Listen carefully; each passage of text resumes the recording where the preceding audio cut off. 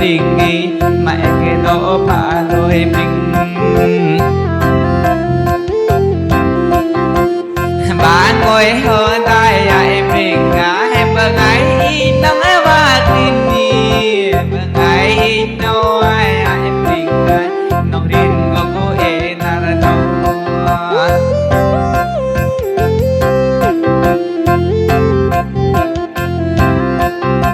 mẹ lâu ra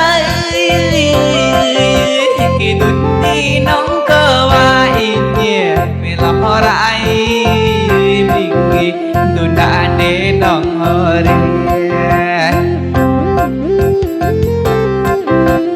mẹ cười brung in nào anh để bờ mái ô lá cối cho mình nghe lo kem brung in nhẹ mình nghĩ bờ mái ô lá cối nhang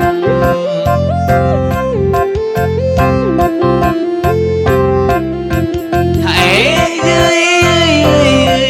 ngày phú áng ngồi tôi vào lề mẹ tê gì em muốn ăn ngon em đọc tao đi nhai cười nhai bị bán lẽ muốn năm cắm mình nhỉ em đọc tao đi nhỉ bị bán bên năm cô lắm năm gì bỏ ta tôi đi ly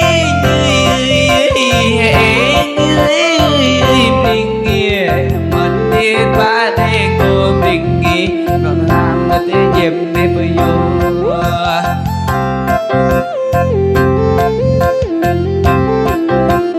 gắn nghe bây giờ em gắn mình để ô anh ba vã tơ về mình nghe ô anh ba vô thế ôi nhóm mình nghe ô anh ba cái nhóm tôi nhỏ hãy đi vào đi mình đi vào rõ nâng ở đây hãy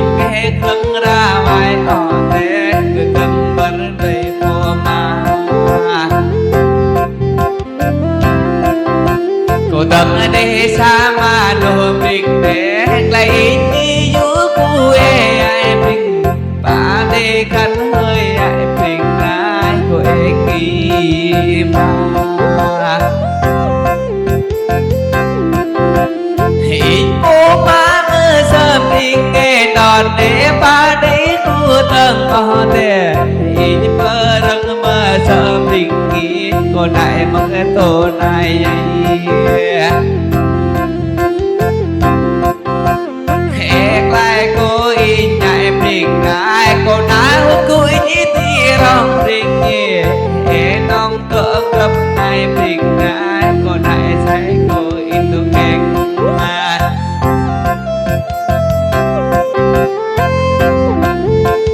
hẹn cô linh đi liêm ta chơi hẹn cô ý đi bắt ta chơi hẹn bắt tê rô nghe lại chơi cô này em về cô này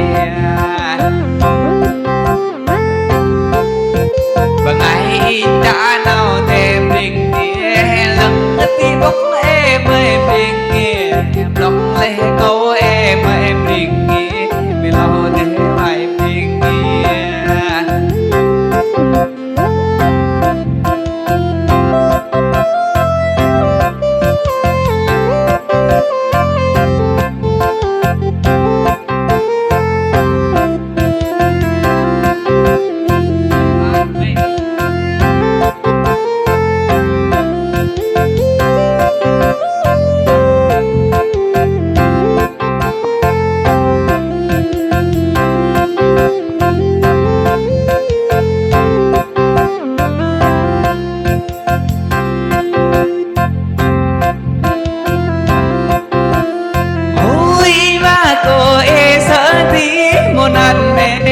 rộn ra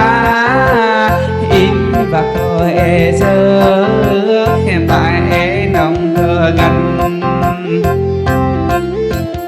in vãi rộp bờ cắn sơ tế có ai nông phu cha rộp trắng tên nghe nặng đơn kinh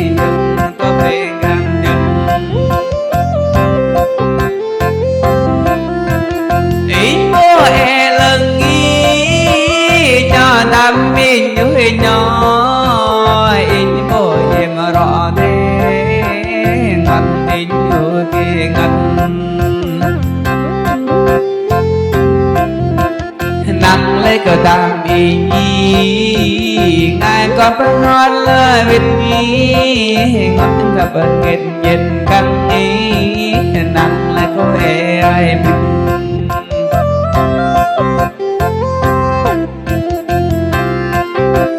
hẹn lại y nhi tu tin nhé đơn bề sơ hẹn lại bình nghi vâng có hề bề kỳ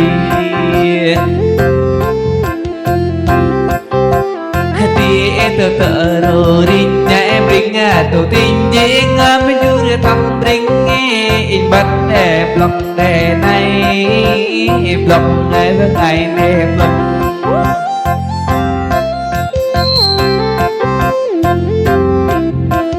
ngày nào ring nở bộ mà mình vui như chút nở đầu thăm in nó em cũng là cô em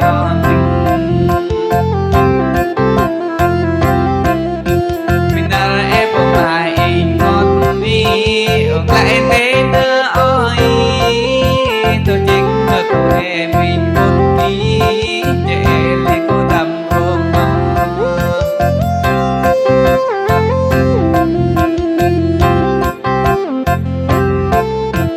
hãy ước sự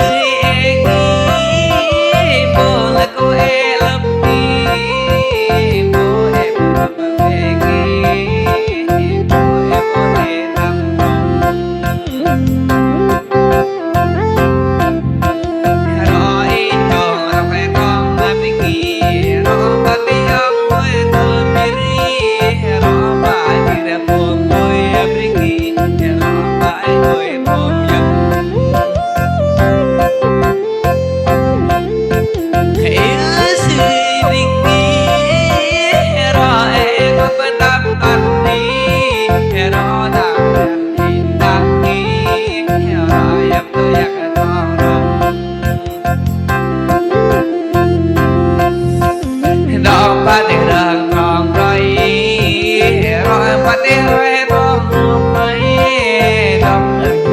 thôi đi bình nghĩ ta mới nhớ được cái niềm đồn này